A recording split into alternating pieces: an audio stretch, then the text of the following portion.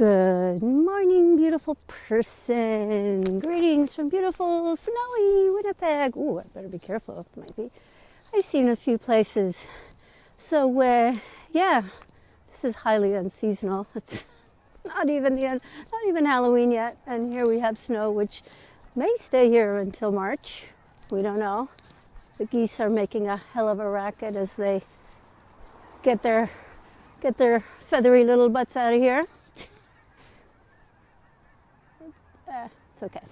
You can't see them, but trust me, they're going in a big arrow above my head. You can probably hear them.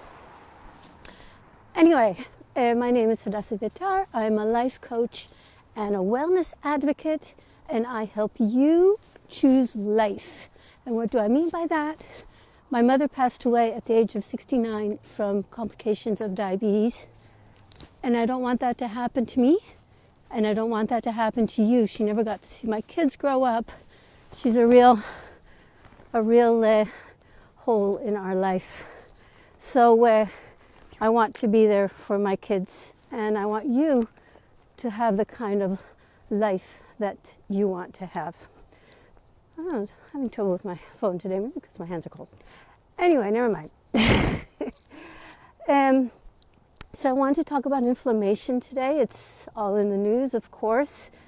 Just heard on the radio yesterday that they're finding that people who have severe outcomes from our current fun and games appear to have low vitamin D and high inflammation. It's well known that if you have any sort of condition that increases inflammation in your body, you are more at risk for severe outcomes.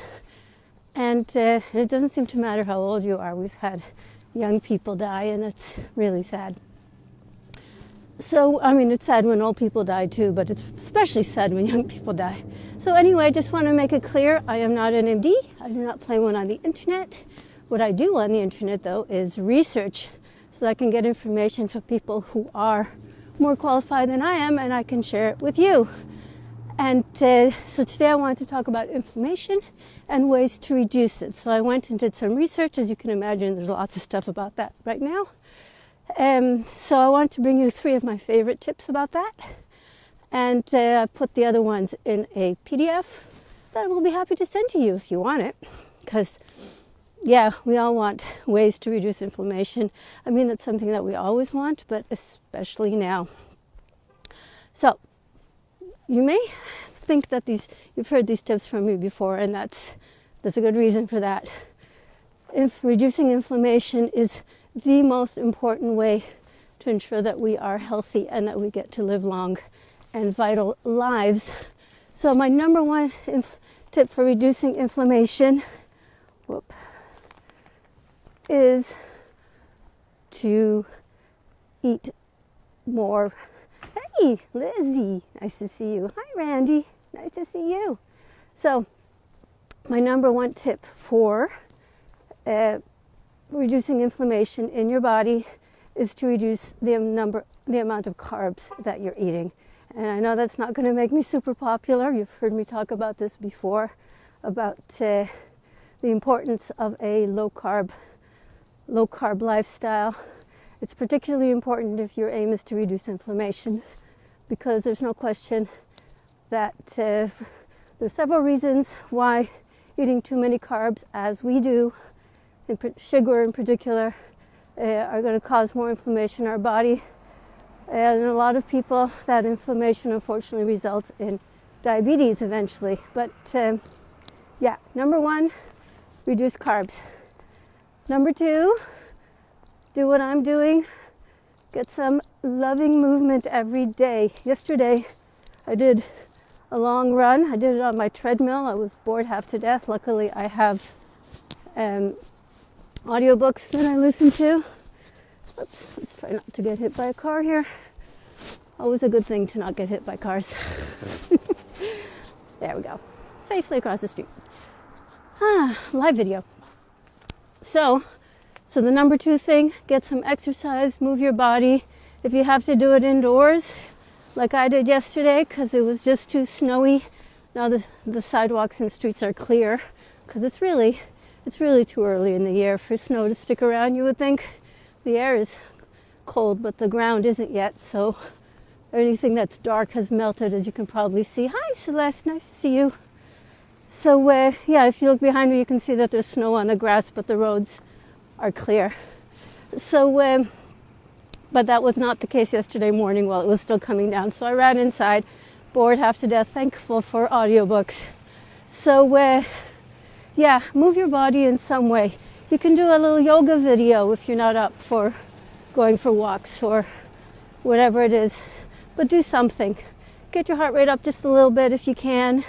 Again, I'm not a medical professional. If you are not supposed to get your heart rate up, oh, thank you, sweetie. Not supposed to get your heart rate up, then don't. But for most of us, it's a good thing. So, so my number one tip for reducing inflammation in your body was to reduce the amount of carbs you eat. Number two, move your body. Number three, reduce your stress. And you're like, you're kidding me, right? But it's true. Stress will actually, especially chronic low-grade stress like we're having right now, where we're just kind of anxious all the time, will increase inflammation in your body, because inflammation is just your body's response to some sort of insult, an injury, or an infection, and it can't really tell the difference. So all it knows is that something's wrong with you. And so it's trying to help. It really is trying to help. But the fact is that if you continue to be chronically inflamed, not only are you more prone to bad outcomes with what's going on right now, you are also just more likely to come down with some sort of autoimmune situation, which is what happened to me. I was only 25 years old, but I was in a very stressful situation, and I basically gave myself an autoimmune condition, which is taking me this long to become symptom-free. And it's not because I don't have stress, but for other reasons that I will be happy to share with you privately if you like. But anyway, so those are the three things. And, you know, how do you reduce stress in a stressful time? Well, you know, you can reduce the exposure that you have to toxic media. You can reduce the exposure you have to toxic people. And yeah, there are all sorts of things you can do. Like the other two things, reducing carbs and going for walks, will also help reduce your stress.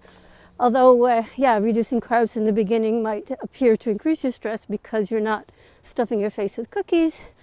But that's a whole different video, maybe tomorrow.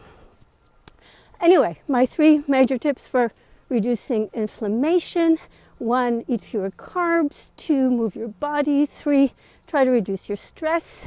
I found more tips on the internet about reducing inflammation. I put them in a document that I'll be happy to send to you if you like. Yeah, stress and sugar consumption, Celeste, I hear ya. Absolutely. So, yeah, I didn't even talk about sleep. That's one of the things that's in my document is sleep and other ways of reducing stress. But anyway, so those are my 3 tips I wanted to talk about today for reducing inflammation.